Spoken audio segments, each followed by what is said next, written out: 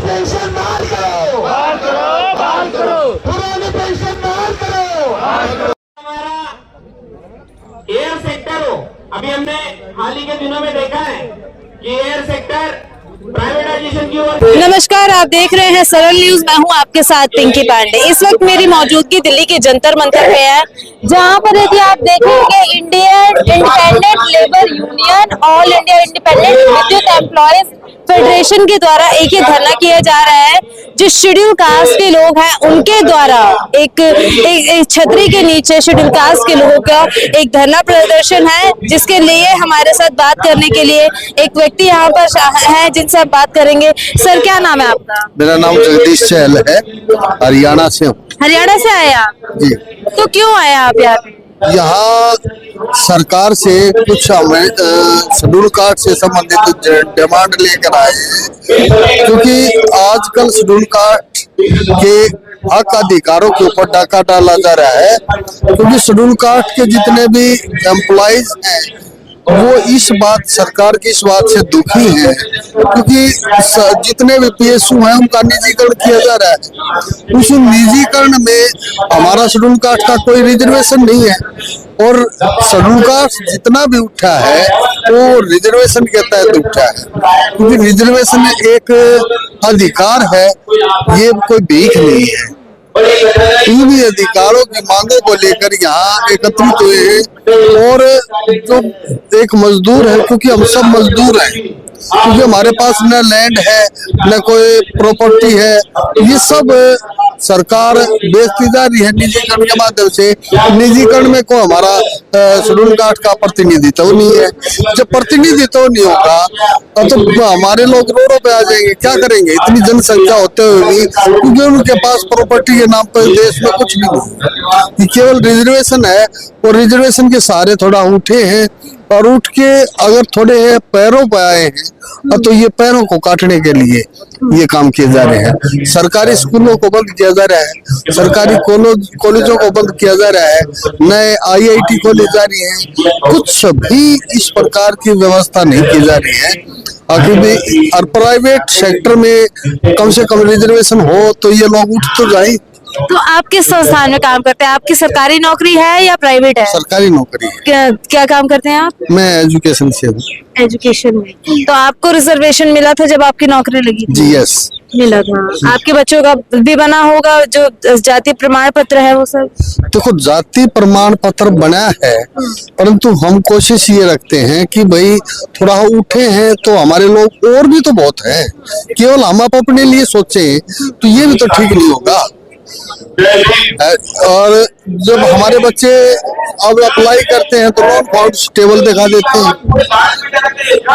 Non found suitable, क्योंकि जो MBBS भी करते हैं ना, उनकी डिग्री अब हरियाणा में ऐसा काम किया गया कि जो केवल 35% अंक जनरल के भी नहीं मिले, वैकेंसियां खाली रहेगी। हमारे लोगों को तो आगे जब आने दिया जाएगा, जब जनरल के लिए वैकेंसियां नहीं है, तो ये हाल सरकार क्यों कर रही है, ये सरकार ने सोचना चाहिए। क्योंकि हमारे देश की जनसंख्या बहुत है, और जनसंख्या ज्यादा होने के कारण स्कूल कॉलेज बढ़ने चाहिए थे और घट रहे हैं।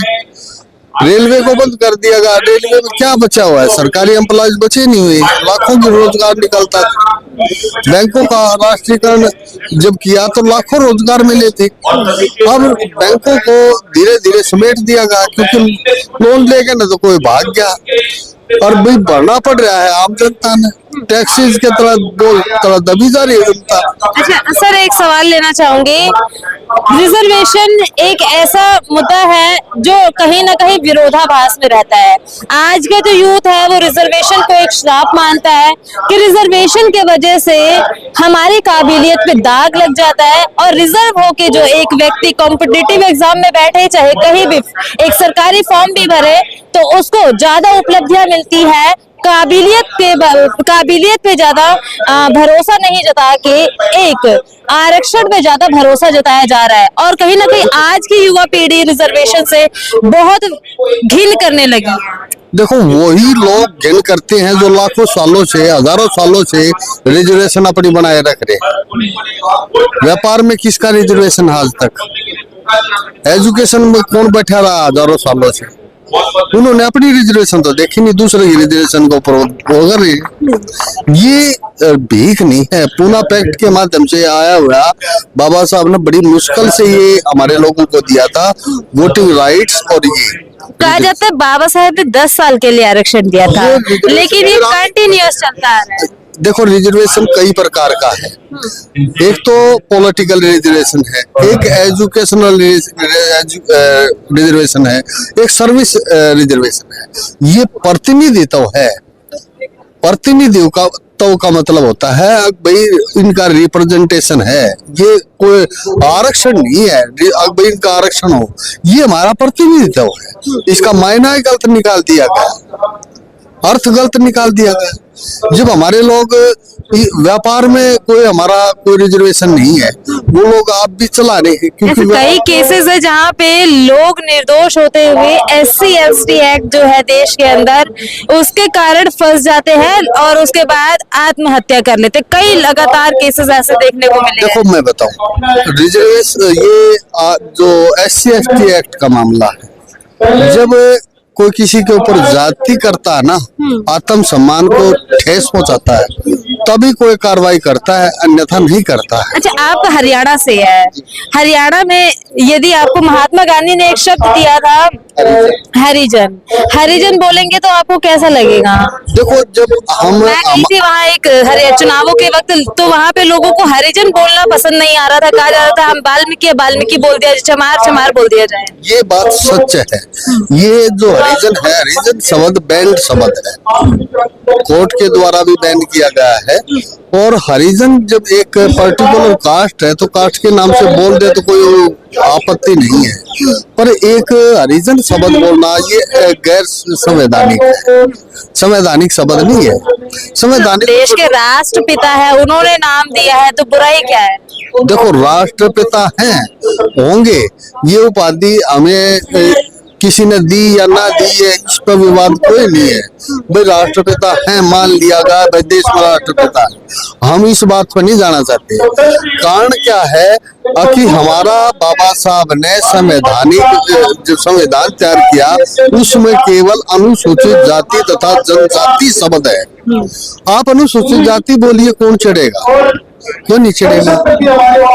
भाई हरिजन का मतलब क्या होता है? हरि का जन, हरिजन तो फिर सब होए, सबको क्यों नहीं बोला जा रहा? सबको बोलो ना हरिजन। अगर सबको बोलते हो हरिजन है, तो कोई आपत्ति नहीं होगी किसी को। अगर पर्टिकुलर कास्टों को छाट के हरिजन बोला जाए ये तो गलत है, ये गलत है और कोई बात नहीं है। क्योंकि हरिजन तो फिर सभी हरि के जन होए। भाई भगवान के पैदा करे और नेचर नहीं पैदा करा के सब है, वैसे तो पैदा हुए नहीं। सभी का पैदा होने का एक ही मात्र है, एक ही जरिया है। फिर वो हरिजन और वो दूसरे हरिजन कौन है? ये कारण क्या है? कारण तो होना चाहिए ना, कोई हरिजन कहने का मतलब। जैसे हरियाणा से है आप, हरियाणा में बिना खर्ची बिना पर्ची चुनावों से पहले बड़ा ट्रेंड किया, नायाब सिंह सैनी लेके आए कि बिना पर्ची बिना खर्ची के सरकारी नौकरी मिली। जो दलित श्रेणी के लोग हैं उन्हें भी बहुत नौकरी मिली, तो ये बात में कितनी सच्चाई लगती है आपको? देखो नौकरियां मिली है, क्लास 3 में नौकरियां मिली और क्लास 1 और 2 में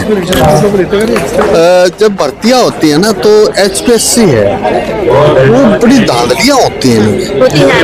जो इंटरव्यू है ना, वो इंटरव्यू बिल्कुल बंद होना चाहिए, एकेडमिक का पता चल जाए और एक सरनेम लग जाता है तो वही मामला खत्म हो जाता है। और यदि सरनेम हटा के न ओपन भर्ती करें, हमारे लोग बहुत ज्यादा आगे आएंगे। रिजर्वेशन से भी बहुत ज्यादा, विदाउट रिजर्वेशन भी बहुत ज्यादा है। रिजर्वेशन कब तक रहना चाहिए समाज में? देखो जब तक जातियां रहेंगी तब तक रिजर्वेशन रहेगी। जाति खत्म कर दो, अपन रिजर्वेशन खत्म हो जाएगा। अच्छा, एक ऐसा भी देखने को मिला है कि लोग अपने आप को हिंदू कहना बंद कर देते हैं कि हमारे साथ पुराने समय में इतने अत्याचार हुए, हम हिंदुओं का एग्जिस्टेंस नहीं मानते। आप भी उसी श्रेणी में आए या अपने आप को हिंदू कहते हैं? देखो बाबा साहब अगर हिंदू से सभी लोग एक हो जाते तो हिंदू सब एक है। अगर ये मान लिया था हिंदू सब एक, और तो शादी ब्याह क्यों नहीं? भूखा पानी एक क्यों नहीं, खाना पीना एक क्यों, बेटी रोटी का रिश्ता क्यों नहीं। जब हिंदू है सब हिंदू हो गए, मानव भी है, 4 आंख उनके नहीं, 4 आंख और आगे नहीं। आज तक शेड्यूल कास्ट को प्रताड़ित क्यों किया जा रहा है? जाति के नाम पे शादी कर ली तो ऑनर किलिंग हो जाता है, मूछ रख ली तो मार दिया जाता है, मूछ बढ़ा ली कटा ली तो मार दिया जाता है। अभी भी होती है चीजें। Yes? उत्तर प्रदेश देखो, हरियाणा में देखो, राजस्थान में देखो, एक बच्चे ने घड़े के पानी पी लिया तो उसको मौत के घाट उतार दिया था। ये होते क्यों नहीं, लगातार होते रहते हैं। और गांव के अंदर जाके देखिए ऐसा छुआ-छात आपके साथ हुआ है कभी? मेरे साथ भी हुआ है, काफी बार हुआ है। जाति के कारण काफी बार हुआ है, सबको झेलना पड़ता है जो जिस जाति से संबंधित। देखिए हमारे साथ ये व्यक्ति हरियाणा से थे जिनसे हमने तमाम मुद्दों पे बात करी। जो जाति की एक जंजीर है जिसमें बटे हुए हैं लोग आज भी, इसके बारे में हमने इनसे डीप एक्सप्लेनेशन के साथ बात करी। और साथ के साथ जो आज का मुद्दा था इनका कि निजिता जो निजी किया जा रहा है, पूरा प्राइवेट सेक्टर जो बनाया जा रहा है भारत के अंदर, उसमें भी रिजर्वेशन यदि हो तो अच्छा है। उसके साथ साथ कई ऐसे इंटरेस्टिंग फैक्ट्स के ऊपर हमने बात करी जिसको सुन के आपकी अपनी क्या प्रतिक्रिया है कमेंट सेक्शन में जरूर बताइएगा। और ऐसी अन्य खबरों के लिए बने रहिए हमारे साथ। आप देख रहे हैं सरल न्यूज़, मैं हूं आपके साथ।